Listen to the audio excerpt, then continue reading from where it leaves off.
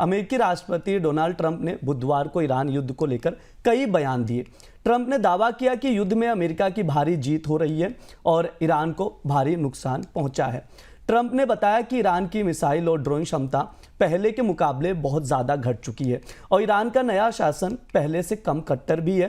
हालांकि ट्रंप के बयान से ऐसे भी संकेत मिले कि वे युद्ध से जल्द अपना पीछा छुड़ाना चाहते हैं। सर, ट्रंप ने अपने भाषण में क्या कहा है और इसे कैसे देख रहे हैं आप? डोनाल्ड ट्रंप का ये भाषण कई मायनों में हमें ट्रंप की उलझन और अमेरिका का जो असमंजस है वो बताता था। जैसे इस भाषण के साथ उम्मीद ये थी कि शायद वो कोई समय सीमा तय करेंगे, ये बताएंगे, कोई एग्जिट प्लान घोषित करेंगे, पर उन्होंने नहीं कहा। उन्होंने कहा कि भारी जीत हासिल हुई है, ईरान की नौसेना खत्म हो गई, वायुसेना खत्म हो गई है, कमांड का ढांचा टूट गया है, शासन बदल गया है, जो नया नेतृत्व आया वो कट्टर नहीं है। ये सब कहते हुए उन्होंने ये कहा कि वो और ज्यादा जोरदार हमले करेंगे, ईरान को स्टोन एज में भेज देंगे। और उन्होंने कहा कि अगर ईरान समझौते पर तैयार नहीं होता तो बिजली प्लांट पर और तेल के ठिकानों पर हमला किया जाएगा, जिसके लिए 6 अप्रैल की समय सीमा पहले से तय की गई, जिसमें 4 दिन का समय बचा हुआ है।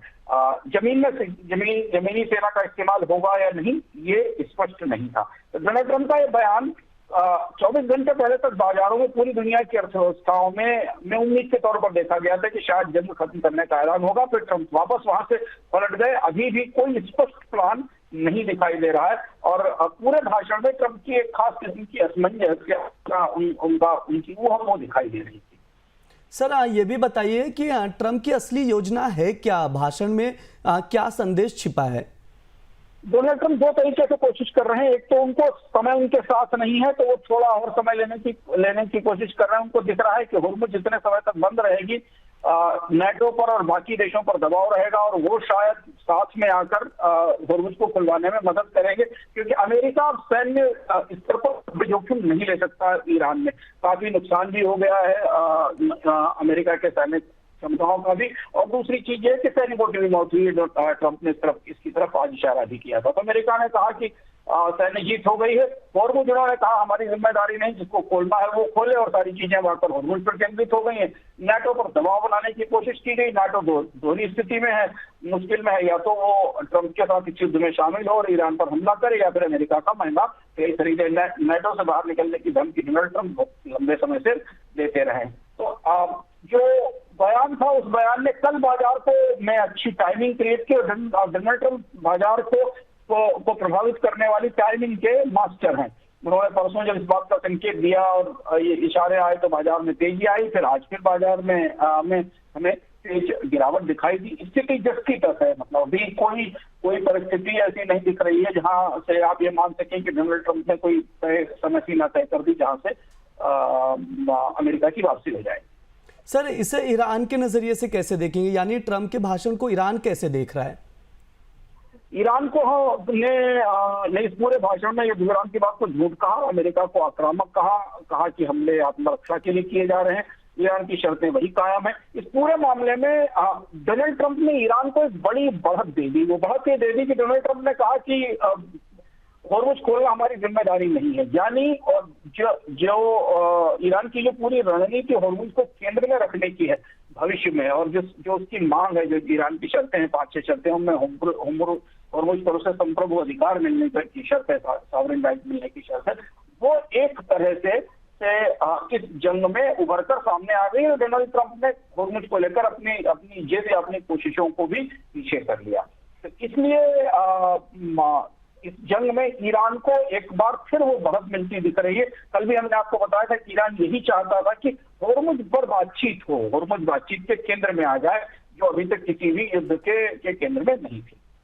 सर, ये भी बताइए कि ट्रंप के भाषण को खाड़ी देश, नाटो और यूरोप कैसे देख रहे हैं? खाड़ी देश बड़े असमंजस में है। 50 साल का सबसे बड़ा संकट है उनके पास। वो चाहते हमले रुक जाएं, हुर्मुज़ खुल जाए, सही तरीके से बातचीत शुरू हो। देशों में विभाजन है, बाकी सावधानी में चल रहे हैं। यूएई केवल अमेरिका के साथ है। नाटो को डोनाल्ड ट्रंप अपने ट्रैप में लेने की आज कोशिश करते दिखाई दिया। उन्होंने कहा कि अगर हुर्मुज़ खुलना है तो साथ में आए, नहीं तो हुर्मुज़ अमेरिका की जिम्मेदारी नहीं है। यूरोप इसे अपना अपना युद्ध नहीं मानता है। नाटो बिखरा हुआ है, कई देशों ने अमेरिका को बेस और स्पेस देने से मना किया। तो डोनाल्ड ट्रंप ये भी चाहते हैं कि जब उनके साथ बाकी विश्व नहीं खड़ा हुआ है, इधर पाकिस्तान और चीन, पाकिस्तान की मध्यस्थता कर रहा है, उसके साथ चीन ने मिलकर युद्ध विराम के लिए वार्ताओं के फैसले को का समर्थन किया है। रूस इस पक्ष, अमेरिका ईरान के पक्ष में है। तो डोनाल्ड ट्रंप चाहते हैं कि या तो ये जंग बड़ी हो और पूरा यूरोप उनके साथ हो, या फिर वो इससे बाहर निकल।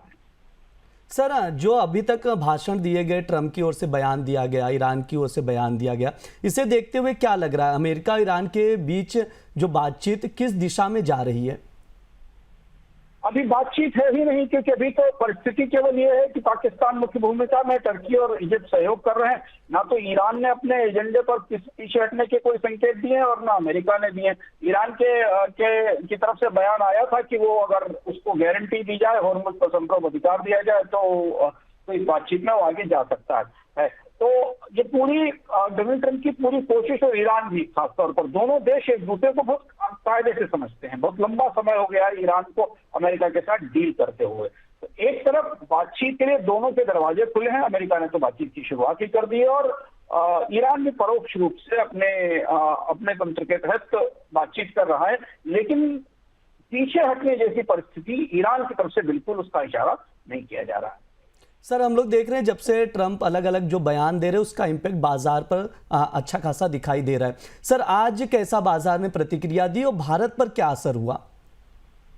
तेल की कीमतें देखिए $100 से ऊपर ही रही, बीच में गिरावट दिखी थी। उसके बाद सोने में मजबूत डॉलर का असर दिखाई दिया, उम्मीद की गिरावट दिखाई दी। शेयर बाजार शांति की उम्मीद पर चढ़ते हैं और उसके बाद फिर गिर जाते हैं। तो बाजारों में वो जबरदस्त उतार चढ़ाव और यूरो बोनस पॉइंट देख रहे हैं, उनको याद होगा, हम बराबर आपको बता रहे हैं कि इंडिया का जो फेयर इंडेक्स है वो भी ऊंचाई पर बना हुआ है।